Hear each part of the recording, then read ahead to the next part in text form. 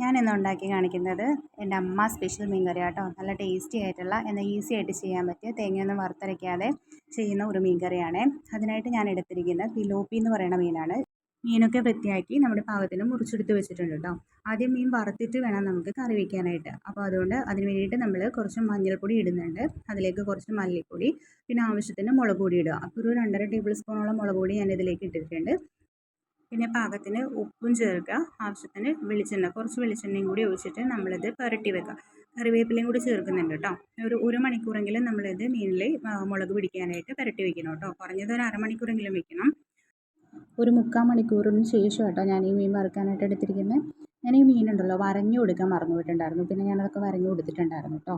പിന്നെ ഇതെല്ലാം ഫ്രൈ ചെയ്ത് മാറ്റി വയ്ക്കാം കേട്ടോ.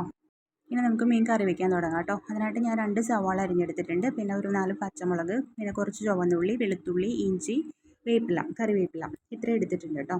ആദ്യം ചട്ടിയിൽ എണ്ണ ഒഴിച്ചിട്ട് ചൂടായതിന് ശേഷം നമുക്ക് കറിവേപ്പിലയും പച്ചമുളകും കൂടി ഇട്ട് കൊടുക്കാം കേട്ടോ.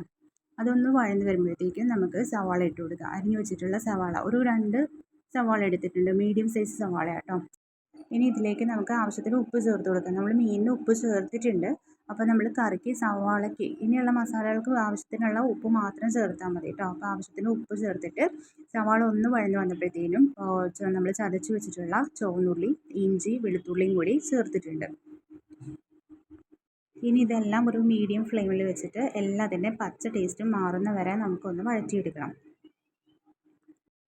ഇതിപ്പോൾ ആയിട്ടുണ്ട്. ഇനി ഇതിലേക്ക് ഒരു 2.5 ടേബിൾ സ്പൂണോളം മല്ലിപ്പൊടി ഇട്ട് കൊടുക്കുന്നുണ്ട്. മല്ലിപ്പൊടി കൂടുതൽ വേണം കേട്ടോ ഇതിൽ, കാരണം നമ്മൾ തേങ്ങ വറുത്തരയ്ക്കുന്നില്ലല്ലോ. അപ്പോൾ മല്ലിപ്പൊടി കുറച്ചധികം വേണം. അതുപോലെ തന്നെ 1 ടീസ്പൂൺ മഞ്ഞൾപ്പൊടി, പിന്നെ ഒരു 2.5 ടേബിൾ സ്പൂണോളം മുളക് പൊടിയും കൂടി ചേർത്ത് കൊടുക്കുന്നുണ്ട്. മുളക് പൊടി എരിവനുസരിച്ച് ചേർത്താൽ മതി കേട്ടോ. ഒന്നുകൂടെ പൊടികളെല്ലാം മിക്സ് ചെയ്ത് പൊടികളുടെ പച്ച ടേസ്റ്റ് മാറുന്നവരെ, പച്ചമണം മാറുന്നവരെ നമ്മളിത് വഴറ്റിയെടുക്കണം കേട്ടോ. അതുപോലെ ഈ കൂട്ടത്തിലേക്ക് നമ്മൾ ഫിഷ് മസാല ചേർത്ത് കൊടുക്കുന്നുണ്ട്. ഫിഷ് മസാല ചേർത്ത് കൊടുത്തിട്ടുണ്ട്. പിന്നെ വീട്ടിൽ പൊടിച്ചിട്ടുള്ള ഗരം മസാലയും കൂടി ചേർക്കുന്നുണ്ട്. ഇത് നോർമൽ വയ്ക്കുന്ന മീൻ കറി അല്ലല്ലോ, വറുത്തരച്ചിട്ട് വയ്ക്കുന്നതാണ്. അപ്പോൾ ഇതെല്ലാം ചേർക്കുമ്പോഴാണ് അതിൻ്റെ ടേസ്റ്റ് കിട്ടുന്നത്. പിന്നെ കുറച്ച് വെളിച്ചെണ്ണ ഒഴിച്ച് നമ്മൾ മീൻ കറിക്ക് വേണ്ട കുടംപുളി നേരത്തെ തിളപ്പിച്ച് വെച്ചിട്ടുണ്ടായിരുന്നു.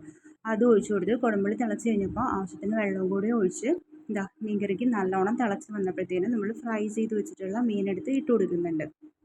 മീനെല്ലാം ഗ്രേവിയിൽ മുങ്ങിക്കിടക്കുന്ന രീതിയിൽ ഇട്ട് കൊടുക്കുക കേട്ടോ. എന്നിട്ട് ഒരു 10 മിനിറ്റ് കൂടെ നമ്മൾ സിമ്മിലിട്ട് അടച്ച് വെച്ചേക്കാം. 10 മിനിറ്റിന് ശേഷം നമുക്ക് ഫ്ലെയിം ഓഫ് ചെയ്യാം കേട്ടോ.